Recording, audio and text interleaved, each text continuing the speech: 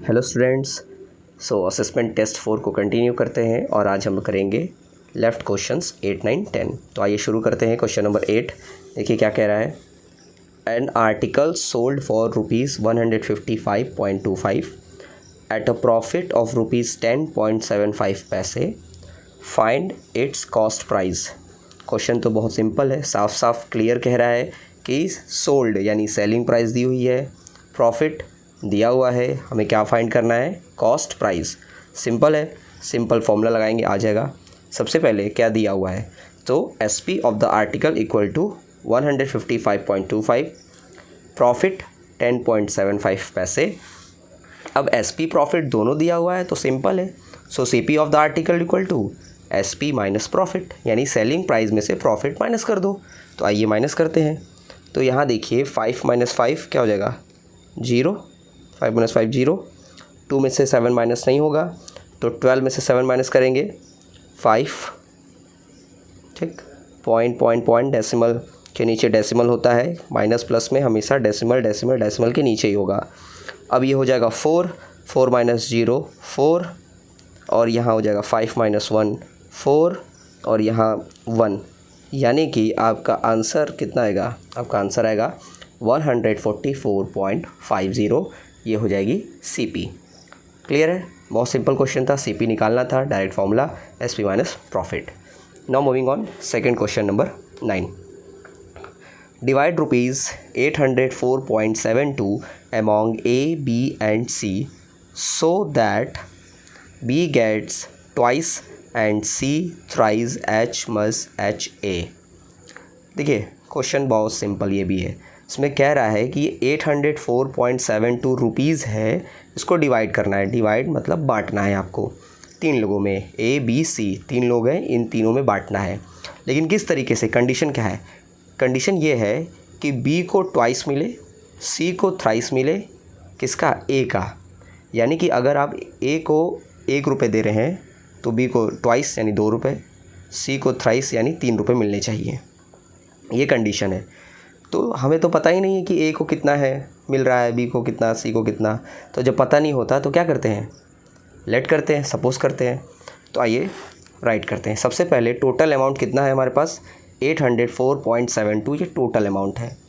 अब लेट करते हैं कि ए का कितना अमाउंट होगा, तो एक्स लेट कर लिया। तो बी का कितना होगा, उसका डबल 2x, सी का कितना होगा, उसका थ्राइस ट्रिपल यानी 3x। अब देखिए क्या करना है, ये इन्हीं, देखिए ये टोटल अमाउंट को ही तो इन तीनों में बांट रहे हैं।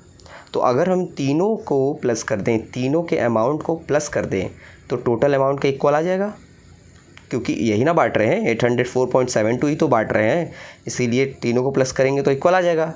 तो आइए देखते हैं, यही करना है। नाउ तीनों को प्लस करते हैं, तो ए बी सी तीनों के अमाउंट को प्लस कर दिया, हमारे पास आया x + 2x + 3x। लेकिन यही तो टोटल अमाउंट का इक्वल होगा, since this amount is equal to the total amount.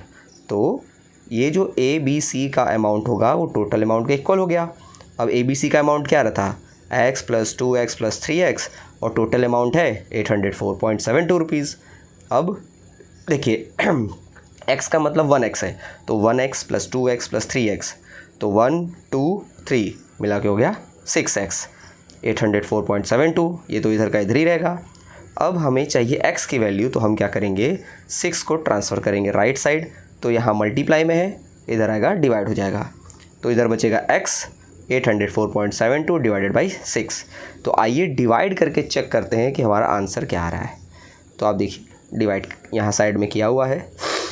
पहले तो 1 टाइम ले जाएंगे, 6 × 1 = 6, फिर 2 ब्रिंग डाउन 0 20, 6 × 3 = 18। नाउ सब्ट्रैक्ट करेंगे तो ये हो जाएगा 2 ब्रिंग डाउन 4 24। नाउ 6 × 4 = 24, 0 0 आ गया। अब यहाँ पर 7 ब्रिंग डाउन करना है, लेकिन 7 के पहले है डेसिमल, तो यहाँ हम डेसिमल लगाएंगे। अब 7 को ब्रिंग डाउन करेंगे तो आ गया 7 यहाँ पर। अब 6 के टेबल में 7 तो आता नहीं है, तो 7 से स्मॉलर हो जाएगा आपका 6 1 टाइम में, तो 7 - 6 1। फिर ब्रिंग डाउन 2 को ब्रिंग डाउन करेंगे 12, और 6 × 2 = 12, तो रिमाइंडर हमारा 0 0 आ गया। क्वेश्चन क्या आया है, क्वेश्चन आया है 134.12। तो इसका मतलब यहाँ आप क्या फिल करेंगे, 134 134.12 रुपीज़ ये ए का अमाउंट आया है। अब बी को कितना मिलेगा तो उसका डबल कर दीजिए, सी को कितना मिलेगा उसका ट्रिपल कर दीजिए। ठीक है, तो इस तरीके से ये सॉल्व हुआ। आइए नेक्स्ट क्वेश्चन की तरफ चलते हैं जो कि हमारा है क्वेश्चन नंबर 10। आगे क्वेश्चन नंबर 10 पे, अब क्वेश्चन 10 देखिए, ध्यान से देखिए क्या कह रहा है। A can do 10 sums in 30 minutes. A जो है वो 10 क्वेश्चंस 30 मिनट्स में करता है। B can do the same 6 sums in 20 minutes. B उसी क्वेश्चंस में से 6 क्वेश्चंस लगाता है 20 मिनट्स में। ठीक, मैथ्स टीचर ने होमवर्क दिया तो ए ने 10 क्वेश्चंस लगा लिए 30 मिनट्स में और बी ने 6 क्वेश्चंस लगाए लेकिन 20 मिनट्स में। तो अब चेक करना है कि किसका स्पीड ज़्यादा है। ठीक, यानी कि क्वेश्चंस लगाने का किसका स्पीड ज़्यादा है ये हमें चेक करना है। तो आइए देखते हैं। सबसे पहले इन 30 minutes A can do 10 sums.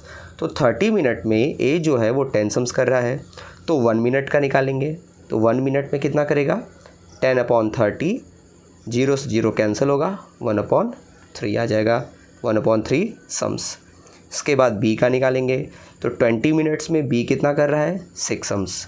तो 1 मिनट का निकालेंगे, 1 मिनट का आएगा 6/20, 2 के टेबल्स काटेंगे, 2 3 जा 6, 2 10 जा 20 यानी 3/10 सम्स। तो ऐसा क्यों किया गया है, क्यों 1 मिनट का निकाला गया है? क्योंकि आप देखेंगे यहाँ टाइम में डिफरेंस है, यहाँ 30 मिनट्स है और यहाँ 20 मिनट्स है। तो जब टाइम में डिफरेंस होता है ना बाबू, तो हम कंपेयर ही नहीं कर पाएंगे कौन तेज़ है कौन स्लो है। इसीलिए हमें टाइम को सेम करना पड़ेगा। जब टाइम सेम हो जाएगा तब तो हम आसानी से कंपेयर कर लेंगे कि कौन स्पीड किसका ज़्यादा है, कौन तेज़ है कौन स्लो है।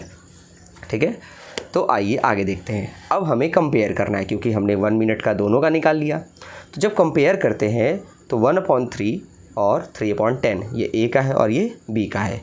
क्रॉस मल्टीप्लिकेशन मेथड का यूज़ करेंगे, यानी कि 1 का मल्टीप्लाई 10 के साथ और 3 का मल्टीप्लाई 3 के साथ। तो 1 × 10 और 3 × 3 अभी कंपेयर मोड में है, तो 10 आ गया 9 आ गया। हाँ तो भाई किधर ग्रेटर हुआ 10 की तरफ, यानी ए की तरफ ग्रेटर हुआ, तो राइट करेंगे hence as speed of doing sums is faster. तो ए का स्पीड क्या है, फास्ट है बी से। ठीक है, तो इस तरीके से हमने अपना असेसमेंट टेस्ट 4 सॉल्व किया पूरा क्वेश्चन नंबर 10 तक। आराम से सुनिएगा, समझिएगा और सॉल्व कीजिएगा। Okay, thank you.